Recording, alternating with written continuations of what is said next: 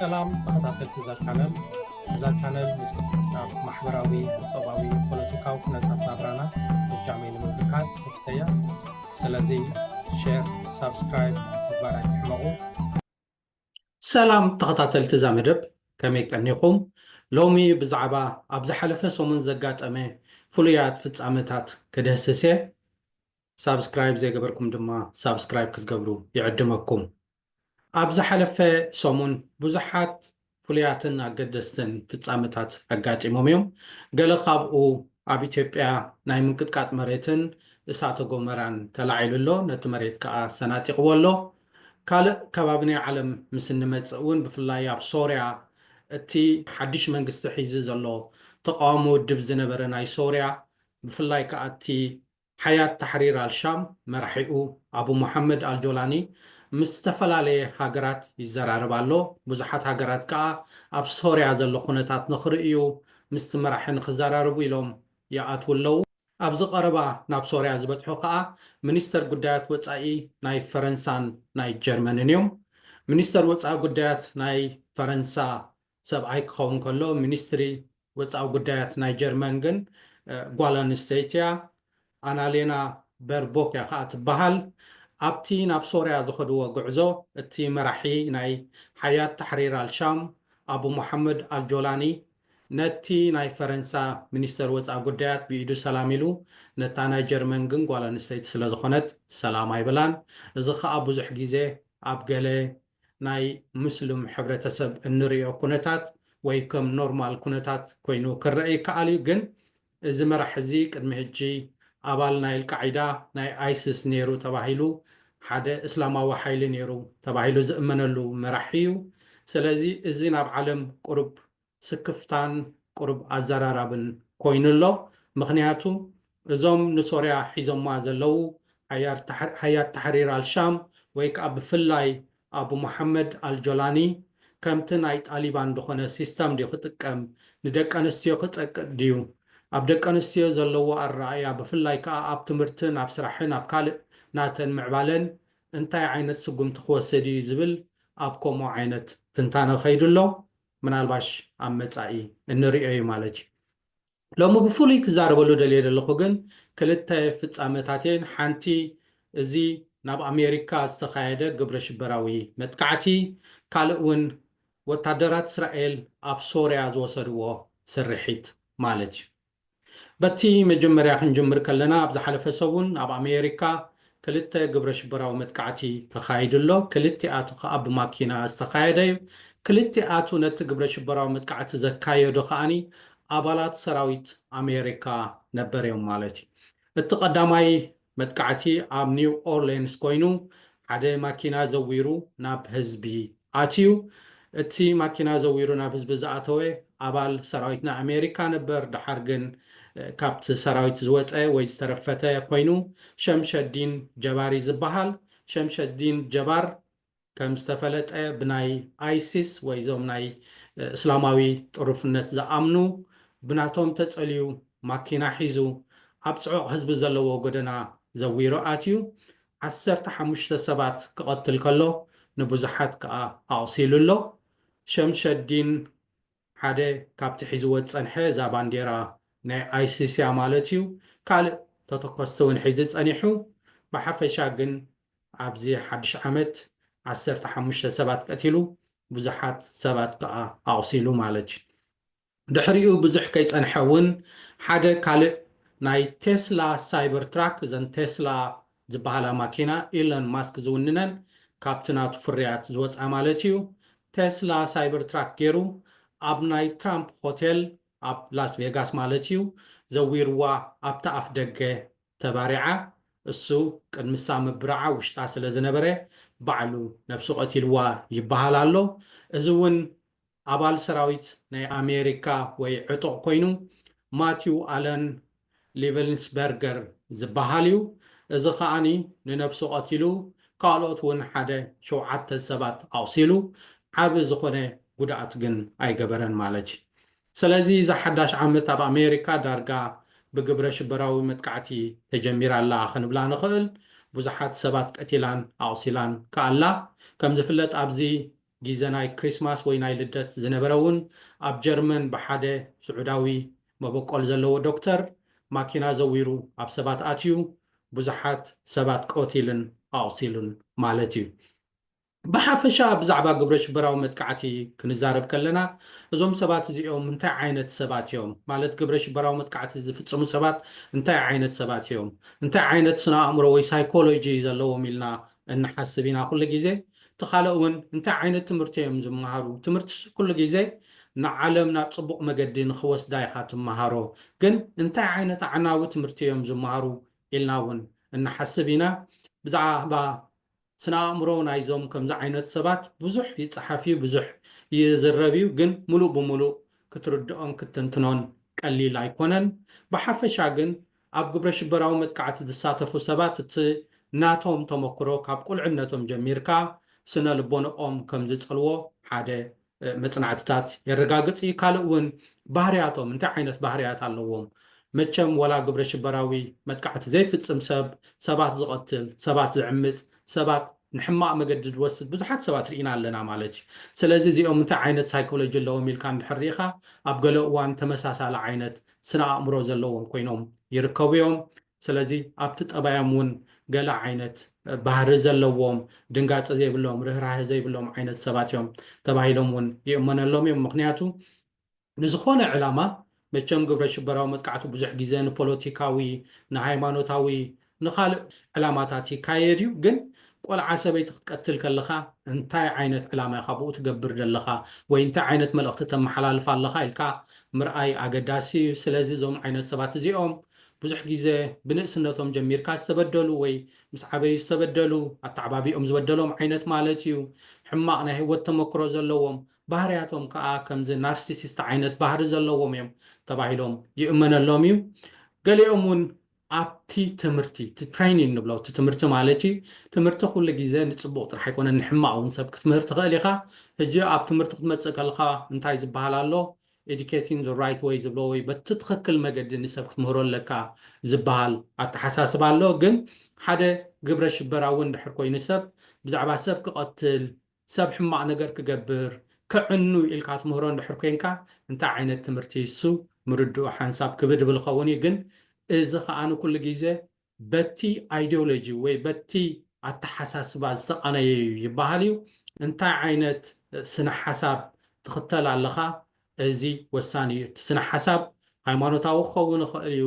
ፖለቲካዊ ክኸውን ይኽእል እዩ ዓሌታዊ ክኸውን ይኽእል እዩ ከምዚ ፋር ራይት እንብሎም ወይ የማናውያን ሕሉፍ የማናውያን ዓሌተኛታት ዝኾኑ ኣብኡ ተመርኪሶም እውን ሰብ ዝቐትሉ ኣለዉ ስለዚ እዚ ዓይነት ኣይዲዮሎጂ ብጣዕሚ ነቲ ሰብ ይብክሎ እዩ ንኣእምርኡ ይምርዞ እዩ እቲ ፕሮፓጋንዳ እቲ ሓሶት እትመልኦ ኣተሓሳስባ ናይቲ ሰብ ይልውጦ እዩ ይሓፅቦ እዩ ማለት እዩ ስለዚ ናብዚ ከዓ እቲ ተራ ትምህርቲ እኮ ክትብሎ ይትኽእልን ኢኻ ኣዕናዊ ዝኾነ ትምህርቲ እውን ይረኣየካ እዩ ብሓፈሻ እዛ ኣብ ኣሜሪካ ዝተረኣየ ግብረ ሽበራዊ መጥቃዕቲ ቅድም እውን ኣብ ጀርመን ተራእዩ ዝበልክዎ ብሓፈሻ እውን ኣብ ዓለም ዝረአ ግብረ ሽበራዊ መጥቃዕቲ ሓደ ኣዕናውን ህዝቢ ዝቐትልን ዝዕንን እዩ ስለዚ ኣብ ኣሜሪካ ኣብ ዝሓለፈ ሰሙን ሓደ ኣሕዛኒ ዝኾነ እዚ እውን ርኢና ኣለና ማለት እዩ እዚ ከዓ ንኣሜሪካውያን ብዙሓት ኣብ ተጠንቀቐ እትይዎም ኣሎ ሓደ ካብቲ ኣስጋእ ዝገበሮ ድማ ብቴስላ ማኪና ብኢሎን ማስክ ዝውነን ፋክተሪ ወይ ፋብሪካ ማለት እዩ ጌርካ ኣብ ናይ ትራምፕ ዶናልድ ትራምፕ ማለት እዩ ሆቴል ጌርካ መጥቃዕቲ ምግባር ማዕረ ክንደይ ዝተተሓሓዘ እዩ ምናልባሽ ብሕጂ ክሪኦ ኢና ማለት እዩ ምክንያቱ ኢሎን ማስክ ሓደ ካብቶም ንትራምፕ ክምረፁ ብዙሕ ጎስጓስ ዝገበረ ብዙሕ ገንዘብ ዘውፅአ ሰብ እዩ ማለት እዩ ምናልባሽ ካብ ኢሎን ማስክ ከይወፃና ኢሎን ማስክ ብዙሕ ደገፍ ገይሩ ብዙሕ ጎስጓስ ገይሩ ትራምፕ ንክምረፅ ሓገዝ ገይሩ እዩ ትራምፕ እውን ስልጣን ሂቦ ኣሎ ኣብቲ ናይ ኤፊሽንሲ ወይ ናይቲ ምምሕዳራዊ ብቕዓት ዝበሃል ናይ ኣሜሪካ ኣብኡ ከበርክት ሓደ ቦታ ስልጣን ሂቦ ኣሎ ግን ሕጂ ኢሎን ማስክ ካብ ኣሜሪካ ወፂኡ ኣብ ካልኦት ሃገራት እውን ብዙሕ ጣልቃ ይኣትሎ ክትብሎ ትኽእል ኢኻ ወይ ከዓ ርእይቱ ይህብ ኣሎ ከም ንፈልጦ ኢሎን ማስክ ካብ ዓለም ካብቶም ዝሃብቶም ኣብ ቅድሚት ዝስራዕ ንትዊተር ከዓ ዝውንን እዩ ማለት እዩ ትዊተር ሶሻል ሚድያ ብዙሕ ፎሎወርስ ዘለዎ ንዕኡ ገዚእዎ ትዊተር ሕጂ ፖለቲካዊ መሳርሒ ይገብሮ ኣሎ ክትብል ትኽእል ኢኻ መዓት ሚልዮናት ፎሎወርስ እዩ ዘለዎ تناتو حيلي ويناي سوشيال ميديا حيلي خاني أب هاجرات أب بوليتيكا يعطوا اللغة تبلغ تخليها حدا خابز خا ناب إنجليزي أب إنجليز بزح جزء مستنا إنجليز برايم مينستر ويك قدامي مينستر مسؤو ناي قالات أورنت كجبر تريخا ولا قدامي مينستر تزي ملو سلوكو إيلون ماسك بزح جزء يتخطخيو أب عد إنجليز زلو قدامي مينستر زي كير ستارمر مالتي إيلون ماسك كم حدا دخوم كم حدا زي بقوع كم حدا نتوم دك أبات زتأكد نسدتنيات جن ناس قبر عين السبجيريو زريو مستقدمون دانيا سلا زنبرة مسؤول التححيزو زناي عد إنجليز قدامي مينستر مالتي دانيا سلا زنبرة أبجيزو وندارجا بزح ترير زخونة سقومتا يوسدني نيرو زبال التحساسبا اللو إيلون ماسك سلازي أب عد إنجليز قال ناي بوليتيكاو تعلق أخبر مرجع عندنا أخبر كتسوى يرأى له إذا خان إنجليزاوي عند أرجع نقولي أم يقطعهم على أب قال متى خاون توم ناي إنجليز بارت توم يمانوي عن زبالو ويفار رايز زبالو كم بعال يكيي فورم نعوم جنزب كبوم كدق فورم مخانو دارجع علي أتلو إذا معرف نديك قبره يكون رأينا نتنا إنجليز بوليتيكا خط الوديو خاني السون كرينا مالتي كاب إنجليز حلف له أب جرمن كم عين تواتي قبل رأينا يلنا بفلاي زي أب كباب اللدت زقات أمناي عده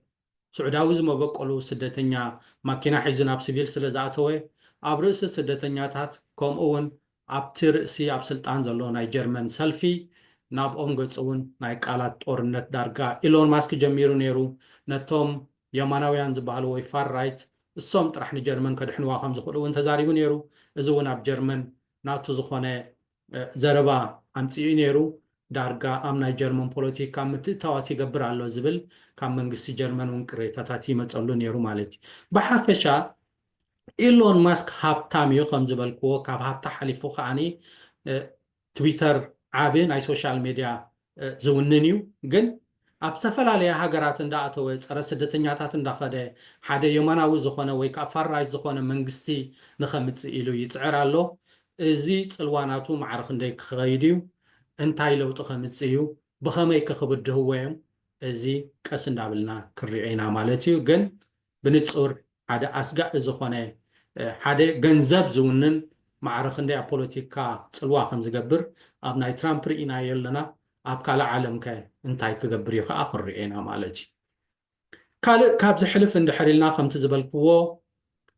وتعدرات إسرائيل أب سوريا أتيوم سرحيت جيروم اللو إذا سرحيت كأني نتي أب سوريا زنبرة ناي أطوار فابريكا بفلايت أطوار فابريكا أب جيزة بشار الأسد بإيران تدقيفو وي بإيران تمويلو زخونيو ناي روكيتن ناي كالن فابريكايو وتعدرات إسرائيل كأني وي كماندو ناي إسرائيل سرحيت جيروم أب سوريا أتيوم نعقو عنيهم مولو معلش قنق المزون إسرائيل بفلاي زوم حياة تحرير الشام أب سوريا سلطان مسحازو سقات حدير واكب سقات محدار كأني نت حيل بحرناي سوريا ملو بمنوع عنياتو نت فابريكاتات أطوار زنبر وي مخزنات أطوار زنبر دما بقت على دبديباتو كالون سراويت إسرائيل نابتناي جولان هيت وي كابت زبانات ناي جولان قصو ناون أبتناي سوريا بوتا قصو تتسقعو عرد حيزلو سلازي سقات متي والو مالتي كم زحلف خمس بلنا يون قدامي منستر ناي إسرائيل بنامين نتنياهو موراد ناي بشار الأسد حدا صبق أبنتن وي صبق ترئيون كم اون سكفتا زفتر يلو نيرو سلازي التوم أبشاري عزلو حدش منقستي ناي حياة تحرير الشام لإسرائيل سكفتا فتيرات الله مالتي من الباشون أبتخبابي ايسيس كيمصو ملو عالم سكفتا فتيرهم لو التمنقستي ناي سوريا انت عينت منقست خوني زبل ونكساب هجي كساب سلسة ورحة خرأي تباهيلو له نتصور عي تفلت أنا له كساب هجوون اتناب العلو سوريا زنبرا اقدا بهاقرات معراب بفلاي كأب إيروبا أو حبرت عي تلعلنا له إذا كنت هتزخاني نمت أنا بيقصو كخيري كرعينا مالتي قن كم زبالكو إسرائيل بأير دبداب طرح ديكونه نتي حيل بحرن مخزناتات وارن معناو بأكال كوماندو سيديدا أب سوريا ون سرحيت جيرا الله إذا سرحيت إذا أنتي سعبين كلوي أم متساون كريعنا قال نزار ولوز دلي بزعبا أبدأ جزلو ተቃዋምቲ ወይ ደለይቲ ፍትሒ እዩ ብዙሕ ግዜ ሓደ ደላይ ፍትሒ ንዓዲ ኣትዩ ሓደ ከምዚ ኢሉ ተለዊጡ ዝበሃል ኣርእስታት ተደጋጊምና እንሰምዖ እዩ ስለምንታይ ኣገራሚ ዝኸውን ንዓይ ኣይርዳእንን እዩ ምክንያቱ ሓደ ሰብ ስለ ዝኸደ ዝልወጥ ነገር ኣሎ ድዩ ምናልባሽ መትከሉ ለዊጡ እንድሕር ኮይኑ ኣረኣዩ ለዊጡ እንድሕር ኮይኑ እታ ፍትሒ ኣገዳሲት እያ ዝብላ ነበረ ፍትሒ ትርጉም የብሉን ዲሞክራሲ ትርጉም የብሉን ኣነስተጋግየ ነይረ ውልቀ ምልክነት ሓይሽ እንድሕር ኢሉ እዚ ሰብ እዚ ኣይነበረን ካብ ቀደሙ ንዘይነበረ ሰብ ከዓ ከይዱን ኣሎ እንተበልካዮ ብዙሕ ትርጉም የብሉ እንተዘይኮይኑ እዚ ሰብ እዚ ነቲ ኩሉ ዝብሎ ዝነበረ ረጊፁ እንድሕር ካልእ ኣንጻሩ ዝብል ኣሎ ኮይኑ ሎሚ ፍትሒ ዲሞክራሲ መሰል ይደልየ ይብል እንድሕር ነይሩ ሎሚ ግን እቲ ፍትሒ ዝበልክዎ እቲ ዲሞክራሲ ዝበልክዎ እቲ ማዕርነት ዝበልክዎ እቲ ሰብ ብዘይ ሕጊ ክእሰር የብሉን ዝበልክዎ ኩሉ ጌጋ እዩ ዝብል እንድሕር ኮይኑ ቀደም እውን ኣይነበረን ምክንያቱ ቀደም ተረዲእዎ ይብሎ እንድሕር ነይሩ ሎሚ ዳ እንታይ ኮይኑ እንድሕር ተመሊሱ ቀደም ፍትሒ ዲሞክራሲ ጽቡቕ ይብሎ እንድሕር ኮይኑ ሎሚ ውልቀ ምልክነት ሎሚ ሰብ ከም ድሌትካ ተኣስረለካ ሎሚ ሰብ መሰል ኣየድልዮን እዩ ዝብል እንድሕር ኮይኑ እዚ ፈታዊ ነብሲ እዩ ወይ ከዓ እዚ ኣይነበረን ካብ መጀመር እዩ እንድሕር ነይሮ ንረብሖም ኢሎም እዮም ሕጂ ከዓኒ ኣብታ ሓደ ደንበ ዝበዝሐ ረብሓ ረኺቦም ኣለዉ ዝረብሐ መክሰብ ረኺቦም ኣለዉ ነጋዳይ ከዓ ኩሉ ግዜ ናብ ዘኽስቦ እዩ ዝኸይድ ምናልባሽ ኣብዚ ከም መጨረሻ ክጠቕሶ ዝደሊ ኣብዚ ዝሓለፈ ሰሙን ዝተረኣየ እንድሕር ኣሎ እዛ መደበር ቴሌቪዥን ናይ ኣልጀዚራ ኣብ ፈለስጢን ተኸልኪላ ከም ዝፍለጥ ብዙሕ ግዜ መደበር ቴሌቪዥን ኣልጀዚራ ንፍልስጠማውያን ትድግፍ ነቲ ናቶም ቃልሲ ተጉልሕ ዓይነት መደበር ቴሌቪዥን እያ ነይረ ኣልጀዚራ ብቐጠር ትምወል ቴሌቪዥን ምዃንና ኩላትና ንፈልጣ ኢና ግን እዛ ቴሌቪዥን እዚኣ ነቲ ናይ ፍልስጠማውያን ቃልሲ ተጉልሕ ከላ ስለምንታይ ደኣ ብፍልስጠማውያን ተኸልኪላ ድብል ሓደ ዓቢ ኣርእስቲ ሓደ ዓቢ ኣዘራራቢ ኮይኑ ኣሎ ቅድሚ ሕጂ ከም ንፈልጦ እስራኤላውያን ኩሉ ግዜ ክኽልክልዋ ሓንሳብ እውን ኣብቲ ከባቢ ኣልጀዚራ ዘላቶ መደበር ዘላቶ ሮኬት ክድርብዩ ወይ ከዓ ካብቲ ከባቢ ውፅ ኢሎም ክእግድዋ ብዙሕ ግዜ ኖርማል ዓይነት ኮይኑ እዩ ነይሩ ግን በቲ ናይ ፓለስቲናን ኣውቶሪቲ ዝበሃል ወይ ምምሕዳር ፓለስቲን ዝበሃል ኣልጀዚራ ክትክልከል እዚ ኣገራሚ ኣርእስቲ እዩ ንቃልሲ ፍልስጠማውያን እትድርዕ ዓይነት ቴሌቪዥን ስለምንታይ ኣብ ፍልስጠማውያን ተኸልኪላ ዝብል ብዙሕ ኣዘራረበ ኮይኑ ከም ዝበልክዎ ገሊኦም እቲ መንግስቲ ናይ ፍልስጤም ወይ ፓለስቲናን ኣውቶሪቲ ናቱ ዝኾነ ምእሳር ናቱ ዝኾነ ግፍዕታት ክገብር ከሎ ንዕኡ እውን ስለተቃልዖ ካብኡ ዝተለዓለ እቲ መንግስቲ ፍልስጤም ኣጊድዋ ደሎ ንግዝኡ ዝበሃል ኣዘራርባ ኣሎ እዚ ግን ንብዙሓት ኣገራምን ንብዙሓት ከዓኒ ስለምንታይ መንግስቲ ናይ ፍልስጤም ከምዚ ገይሩ ስለምንታይ ከምስ ኣልጀዚራ ዘይዘራረብ ኣብ ክንዲ ዝእግዳ ዝብል ኣርእስታት ዝመፀ እዩ ማለት እዩ ኣብ መጻኢ እውን እንታይ ዓይነት ለውጢ ክመፅእ እዩ ክንሪኦ ኢና ብሓፈሻ ዓለምና ዳርጋ ካብቲ ፅቡቕ እቲ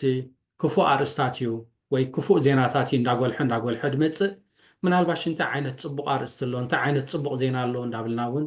እንዳፈተሽና ክነምፅኦ ክፍትን ኢና ንሎሚ ኣብ ዝኣኽለኒ መስለኒ የቐኒየለይ ሰላም ተኸታተልቲ እዛ ቻነል ናብ ማሕበራዊ ቁጠባዊ ፖለቲካዊ ኩነታት ናብራና ብጃመይ ንምምልካት ክፍተያ ስለዚ ሼር ሳብስክራይብ ምግባር ኣይትሕመቑ